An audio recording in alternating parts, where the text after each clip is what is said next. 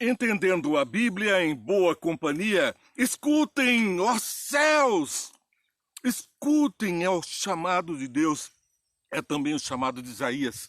Isaías, filho de Amós, ele introduz o seu livro já logo no capítulo 1, numa breve introdução, dizendo quem ele era, sua genealogia garantia a sua identidade, porque na época a identidade era justamente a filiação. Por isso a Bíblia traz sempre a genealogia de Jesus, a genealogia dos reis, as crônicas, o livro dos reis, sempre trazendo o pai, a mãe, o próprio Gênesis, a Bíblia toda, e você também tem pai e tem o Espírito de Deus te conduzindo aqui na terra. Nós temos aquele que tudo fez, que também nos fez, e é para nós a mensagem que foi dada ao povo do judeu da época de 750 anos antes de Cristo. Como assim é para nós? O livro de Isaías não foi feito como um livro de historinhas do passado, não é um compêndio para as faculdades de história apenas. Mais que isso, ele é um livro que também nos traz o retrato da nossa realidade. Um povo que se afasta de Deus, com líderes religiosos que horas se apegam a Deus e horas se afastam de Deus e seguem um caminho de perdição, fazendo perverter o povo e afastando assim as bênçãos de Deus. Nós devemos estar atentos, por quê? Porque Deus reclama a nossa salvação. Ele deu o seu Filho e não deve ser em vão tanto sacrifício. Ele quer que nós sejamos felizes aqui na terra. Vamos ver hoje como Deus conduziu o seu povo, tentando fazer resgates de um povo rebelde que estava sendo próximos ao povo de Sodoma e Gomorra, de tanta rebelião, de tanta coisa errada que faziam. Por isso nós devemos sempre orar, e é o que vamos fazer aqui agora. Senhor Deus, nós te agradecemos muito pelas bênçãos recebidas pelo Paulo, pela Keliane e também por todas as pessoas que estão assistindo. Compartilha com elas as bênçãos dos céus e o entendimento da tua palavra, para que possam também multiplicar e obedecer ao teu comando do ide e pregar esse evangelho, entendendo a Bíblia, para que nós possamos melhor compreender o teu desejo para nós. Abençoa-nos, faz de todos nós filhos teus amados, cada vez mais semelhantes a ti, em nome de Jesus. Amém. Que Deus siga te abençoando no teu caminho. Mas veja que essa breve introdução do livro de Isaías não nos deixa desconfortáveis para comentar um pouco mais sobre Isaías. Veja que o livro de Isaías tem 66 versículos. Exatamente o número de livros que tem a Bíblia, 66 livros. Dos quais 39 livros são do Velho Testamento, do Antigo Testamento. Dizem da relação de Deus com o povo de Israel, com os povos antigos. Isaías também destinou os seus 39 primeiros capítulos à advertência específica ao povo de Israel, específica a eles com proveito para nós. Mas os outros 28 livros, o Novo Testamento, também são reportados nos 28 versos restantes, capítulos restantes de Isaías. Os últimos 28 capítulos de Isaías justamente se destinam ao povo de Deus na terra, você, eu. Nós temos um chamado especial até a volta de Jesus. Os primeiros capítulos apontam até Jesus, a sua primeira vinda a essa terra para morrer na cruz. E depois os outros 28 capítulos nos levam até a segunda volta de Jesus, a restauração do povo de Deus final. O convite é para que o povo de Judá e da capital e para nós atendamos a visão que ele recebeu diretamente dos céus. Ele identifica, não estou falando de mim mesmo, eu recebi a visão, é o que está escrito lá em Isaías capítulo 1. Além disso, ele durante o reinado dos 4 reis, ele sofreu alternâncias do povo. Um rei seguia bondosamente a Deus, o outro era cruel, tanto para com as coisas de Deus como para com o povo. E o povo, então, te balançava entre 2 senhores. E a mensagem de Isaías não é diferente da escolhi hoje a quem servar, essa mensagem de Eliseu. Vamos ver agora a citação que nos traz aqui nos livros da Bíblia a respeito desse assunto. Primeiro vamos ler Deuteronômio, no capítulo 30, verso 19. Hoje invoco os céus e a terra como testemunhas contra vocês, de que coloquei diante de vocês a vida e a morte, a bênção e a maldição. Agora escolham a vida para que vocês e seus filhos vivam, e para que vocês amem ao Senhor, o seu Deus. Ouçam a sua voz e se apeguem firmemente a ele, pois o Senhor é a sua vida. Ele lhes dará muitos anos na terra que jurou dar aos seus antepassados Abraão, Isaque e Jacó, e os céus e a terra reformada eu acrescento. Essa é a bênção que Deus promete para aqueles que guardam os seus mandamentos e seguem os seus caminhos. Não nos afastemos, portanto, dos comandos de Deus, como fizeram aqui esses 4 reis, e o 5º, Manassés, acabou matando, cerrando ao meio o próprio Isaías. Aqueles que pregam a palavra de Deus incomodam ou comovem. Muitos comovidos se apegaram aos caminhos de Deus. Outros incomodados acabam decapitando, matando, crucificando e cerrando ao meio, como aconteceu com Isaías. Quando um antigo rei do Oriente Próximo, como o imperador hitita, fazia um tratado político com governantes menos importantes, ele invocava seus deuses como testemunhas para enfatizar que qualquer violação do acordo certamente seria observada e punida. Não é assim que as pessoas fazem hoje, juram diante de Deus, falsamente inclusive, e a Bíblia fala que nós não devemos jurar, porque nós não somos senhor nem do nosso cabelo, que dirá de Deus que está nos céus. Porém, quando o divino rei dos reis fez alianças com os israelitas nos dias de Moisés, ele não se referiu a outros deuses como testemunhas. Como o único Deus verdadeiro, ele invocou os céus e a terra para que cumprissem essa função. Deuteronômio 4:26, porque ele é o dono, ele deu aquilo que ele podia dispor, os céus e a terra. Ele invocou como testemunha da nossa salvação, do amor que ele tem por nós, das bênçãos que ele nos dá ou da maldição que acompanham aqueles que seguem Satanás. Veja o que acontece com os reis que seguem a Deus e com os reis que não seguiram a Deus, aqueles mesmos reis que Isaías diz que conviveram com ele. Isaías capítulo 1, verso 1 diz: visão de Isaías, filho de Amós, teve a respeito de Judá e Jerusalém durante os reinados de Uzias, Jotão, Acás e Ezequias. Sem falar de Manassés, porque dele ele não falou, porque Manassés foi aquele que o matou. Portanto, não houve tempo para que Isaías se referisse a ele. Mas Uzias, vamos ver o que a Bíblia fala sobre Uzias. Quem era Uzias? Como ele operou as suas obras, né? Então, Pu, rei da Síria, invadiu o país e Manaém lhe deu 35 toneladas de prata para obter seu apoio e manter-se no trono. Manaém cobrou essa quantia de Israel todos os homens que de posses tiveram de contribuir com 600 gramas de prata no pagamento ao rei da Síria. Então ele interrompeu a invasão e foi embora. A Síria e Egito ou se apegavam com uma potência da época para buscar proteção contra outra, ou vice-versa. Os povos médios e pequenos sempre estavam fazendo alianças para sobreviver aos ataques do Egito ou da Síria. O povo de Israel ficava bem no meio dessa guerra e estava constantemente sendo alvejado por esses reis.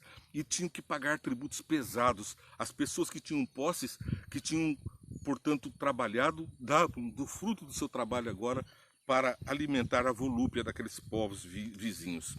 Com isso, muitas vezes o povo era levado a pensar que Deus abençoa aqueles que não estão lhe prestando culto, abençoa aqueles que estão do lado errado. Nós muitas vezes pensamos nisso, mas a recompensa que Deus dá aos seus filhos é uma muito diferente da recompensa que Satanás oferece e não cumpre aos seus seguidores. Ele mantinha trabalhadores nos campos e em vinhas, é o rei de Uzias. Então, lá em 2 Crônicas, capítulo 26, fala do reinado de Uzias, rei de Judá, contemporâneo de Isaías. Logo no início, Isaías, ainda jovenzinho, enfrentava essa situação.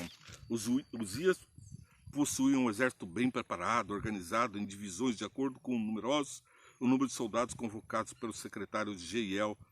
Portanto, nós vemos que era um rei organizado. E esse rei seguia, então, os comandos do Senhor. Veja no verso 16 do capítulo 26 de 2 Crônicas. Entretanto, depois de Uzias se tornou poderoso, o seu orgulho provocou a sua queda.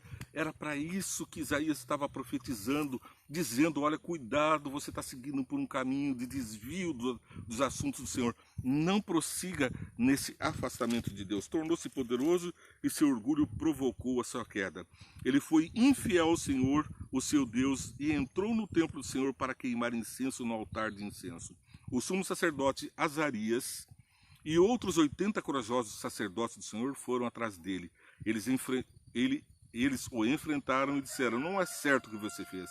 Uzias queimou incenso ao Senhor. Isto é tarefa dos sacerdotes, os descendentes de Arão consagrados para queimar incenso para o santuário. Portanto, verso 21, o rei Uzias sofreu lepra até o dia que morreu. Durante todo esse tempo, morou em separado. No exato momento em que ele violou a lei, desatendeu os profetas, estava ali oferecendo incenso, se achando com mais direitos e mais poderes do que ele realmente tinha, foi acometido de lepra na testa. E ali ele mesmo queria sair do templo, da presença do Senhor, porque percebeu que estava agindo errado. Reconheceu o erro, mas não se arrependeu. Seguiu nesse caminho até a sua morte. A advertência de Isaías foi justamente para esses reis, para mim e para você. Veja lá Isaías capítulo 1, a consequência do que a gente faz de errado no capítulo 1, verso 4 de Isaías. Filhos da corrupção abandonaram o Senhor, desprezaram o Santo de Israel e o rejeitaram. Então, quais são os caminhos a abandonar ao Senhor?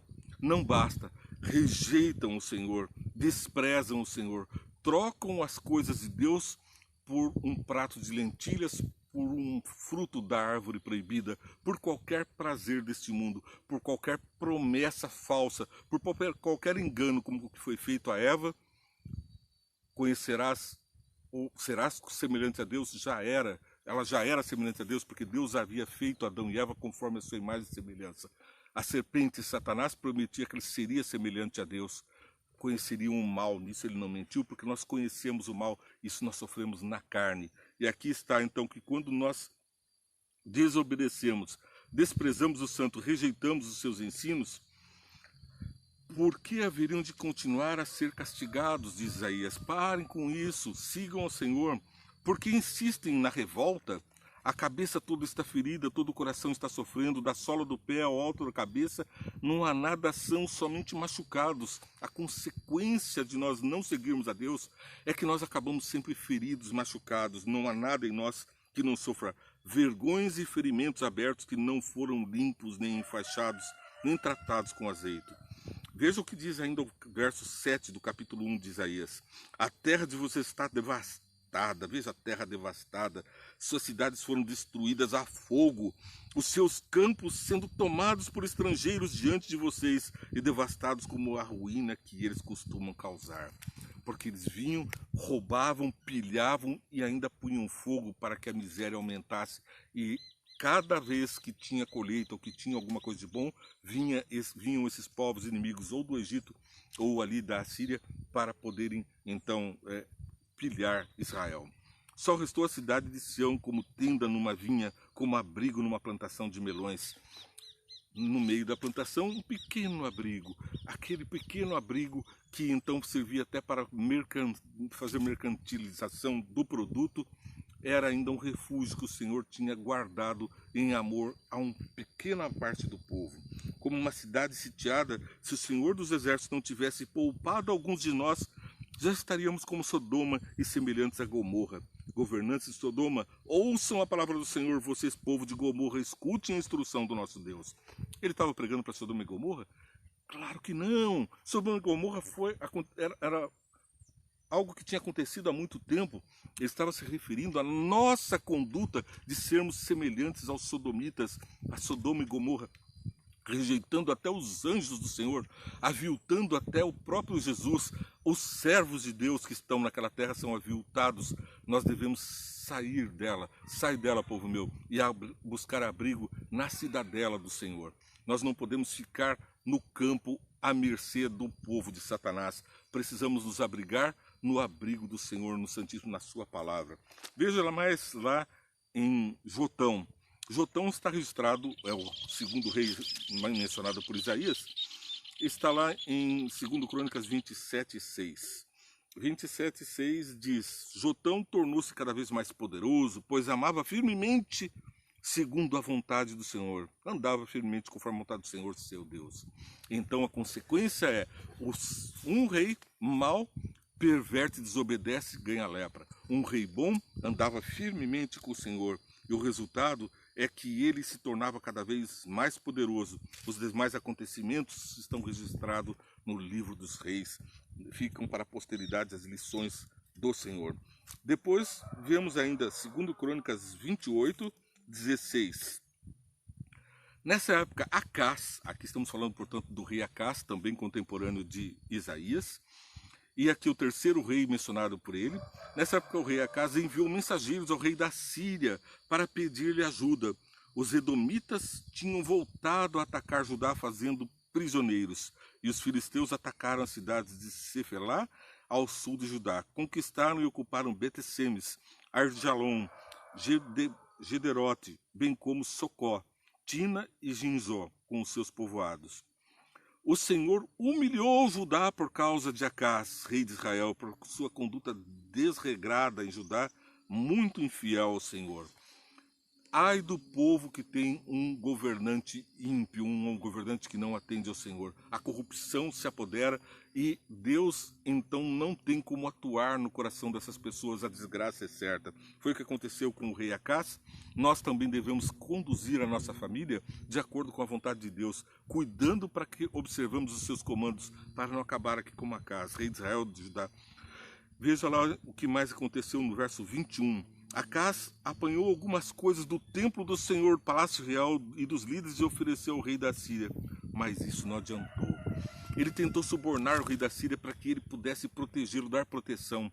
E aos deuses dos assírios ele tentou adular, roubando do templo, das coisas sagradas de Deus, para oferecer aos falsos ídolos. Quantas vezes nós ocupamos o nosso tempo em culto de oração, roubamos para ficar assistindo programação de Satanás na televisão, no cinema, no teatro, nos passatempo que roubam, na verdade, a vida, porque vida é tempo. Tempo de vida é roubado com as distrações desse mundo. Dedicamos trabalho, tempo e talento às coisas de Satanás e perdemos, portanto, as bênçãos dos céus. Nada adiantou oferecer isso aos reis para tentar subornar e comprar o zelo, cuidar da proteção. Veja lá então mais, mesmo nessa época em que passou por tantas dificuldades, o rei Acás tornou-se ainda mais infiel ao Senhor. Ele ofereceu sacrifícios aos deuses de Damasco que o haviam derrotado, pois pensava: já que os deuses da Síria os têm ajudado, oferecerei sacrifícios a eles para que me ajudem também. Mas eles foram causa de sua ruína e ruína de todo Israel. Acás juntou os utensílios do templo de Deus e os retirou de lá. Trancou as portas do templo do Senhor e ergueu altares em todas as esquinas de Jerusalém. Em todas as cidades de Judá construiu altares idólatras para queimar sacrifício a outros deuses e provocou a ira do Senhor, o Deus dos seus antepassados. Acás descansou com seus antepassados, foi sepultado na cidade de Jerusalém. Pois o fim dos maus, dos ímpios, não pode ser outro a não ser a morte. E nesse caso, a morte até o juízo final do Senhor, pois ele provocou a ira de Deus. 2 Coríntios 29:35, última parte, e 36. 2 Coríntios 29:35. Assim foi restabelecido o culto do templo do Senhor. Veja bem, um rei destruía o culto, destruía as coisas de Deus, o outro reerguia.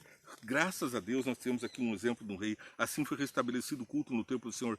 Ezequias e todo o povo regozijava-se com o que Deus havia feito por seu povo, e tudo em tão pouco tempo.